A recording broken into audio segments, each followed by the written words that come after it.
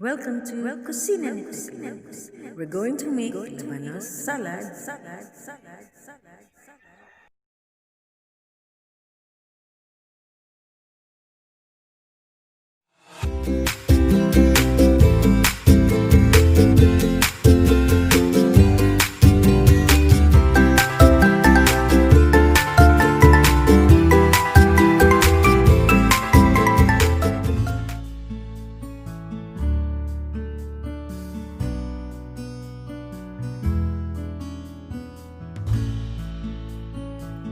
We're back mga kateks.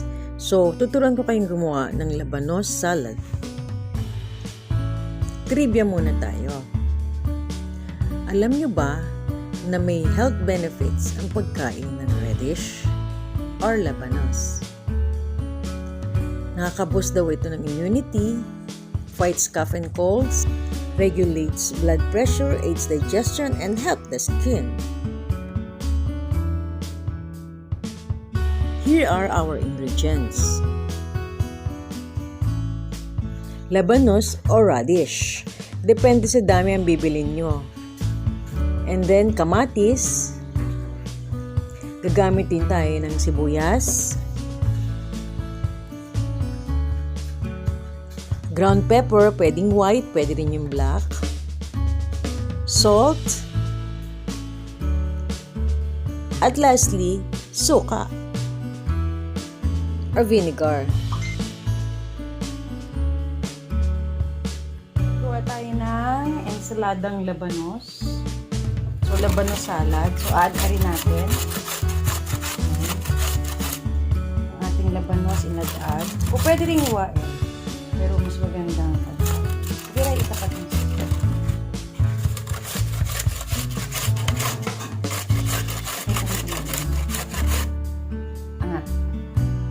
Yan na yung nag-add natin kanina. So, ubusin natin yung labanos. So, pwede siguro yung isang malaking labanos.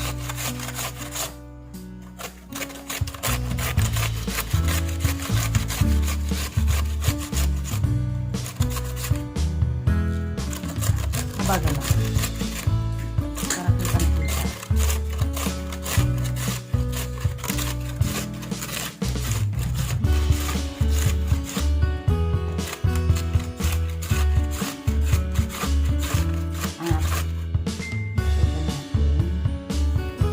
By the way, kung wala kayong pang-add-add, pwede rin itong hiwain ng maninipis. So, depende sa inyo kung ano ang gusto nyo hiwa.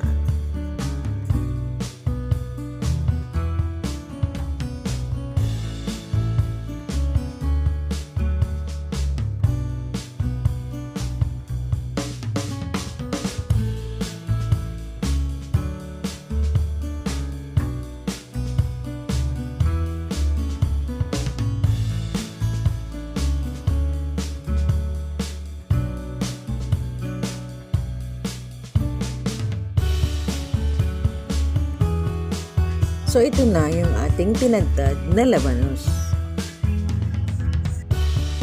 Hihiwain na rin natin ang ating kamatis. So, tanggalin natin ang mga buto nito.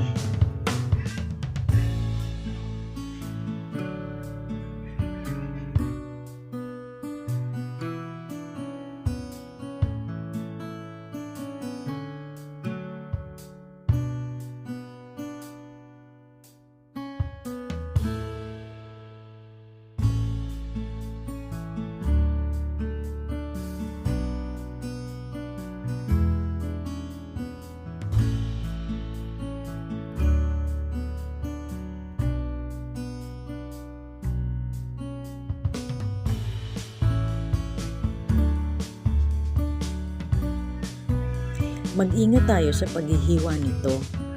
Kailangan nating nipisan at tatadta rin natin ang kamatis.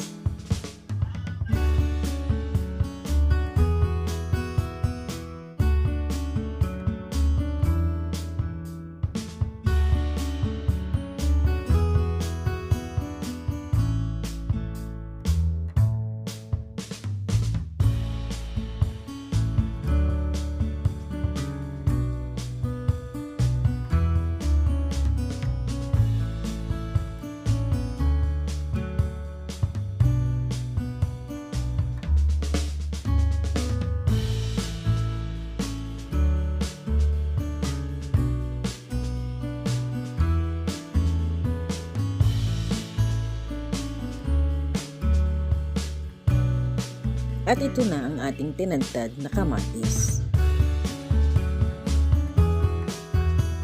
Balatan naman natin ang ating mga sibuyas.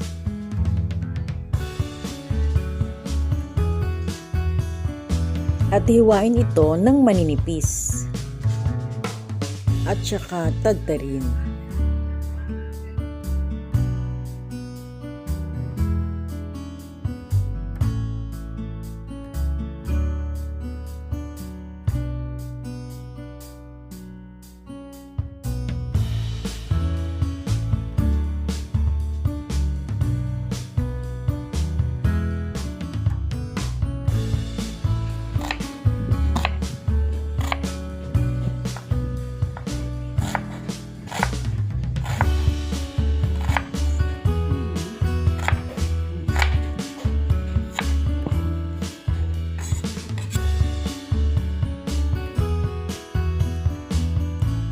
Lagyan na natin ng konting asin ang ating inagad na labanos.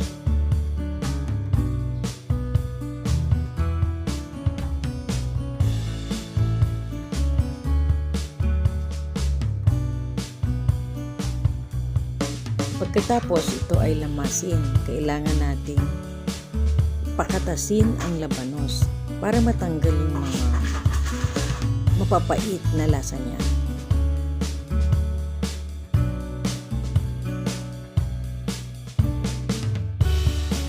And then, makikita natin na nagtutubig na siya. Ibig sabihin, kumatas na ang ating labanos. Pigain lang ito ng pigain hanggang makatas mabuti.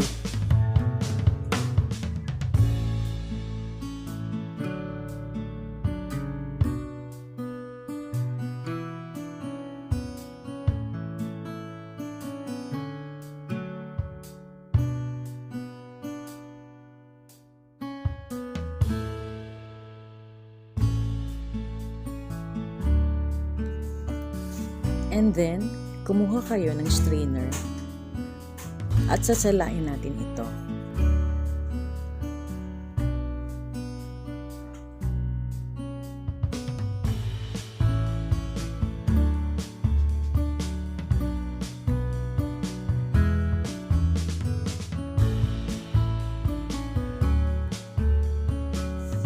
At mga ka-text, pigain mabuti at salain ang labanos.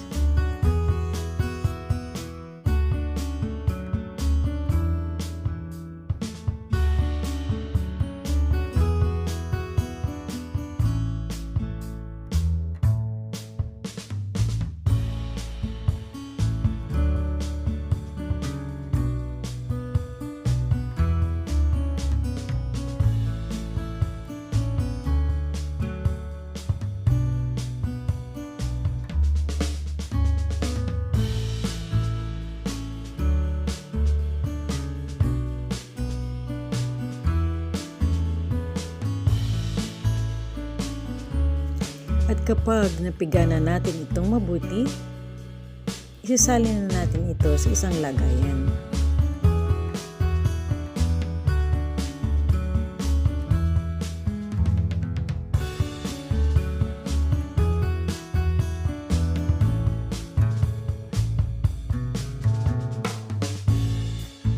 At timplahan na ito ng konting asin.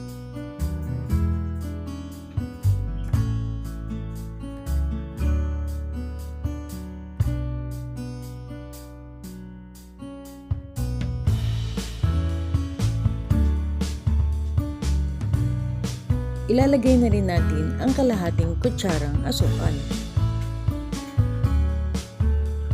At haluin.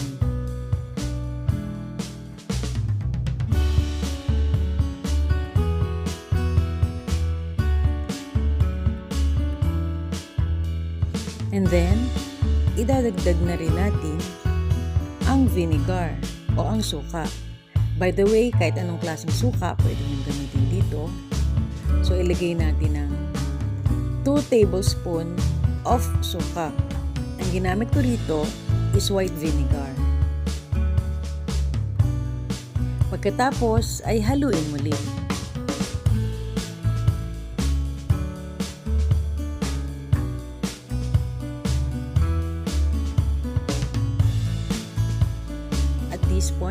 pwede na nating ihulog ang mga tinadtad na kamatis.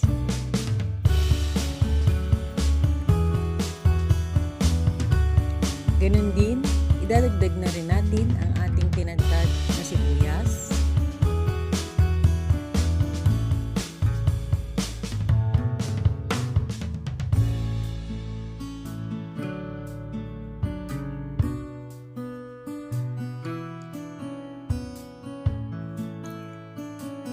At lastly, budburan na natin ito ng ground pepper. Pwedeng black, pwedeng white. So, ang ginamit ko dito is black pepper. And then, haluin ito mabuti.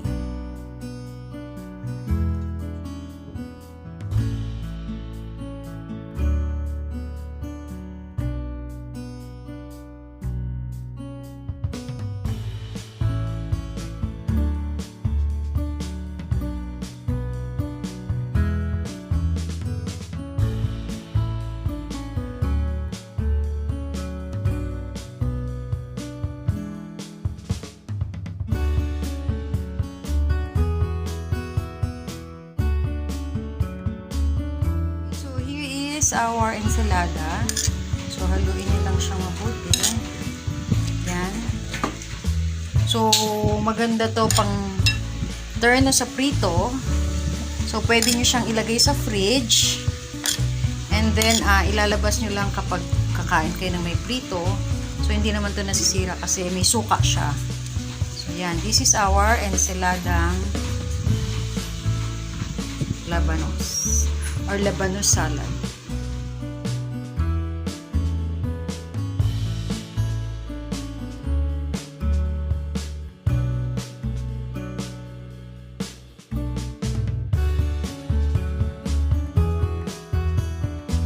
Thank you for watching mga ka-tex. If you enjoyed this video, please click subscribe, like, leave comments, and click the notification bell for updates.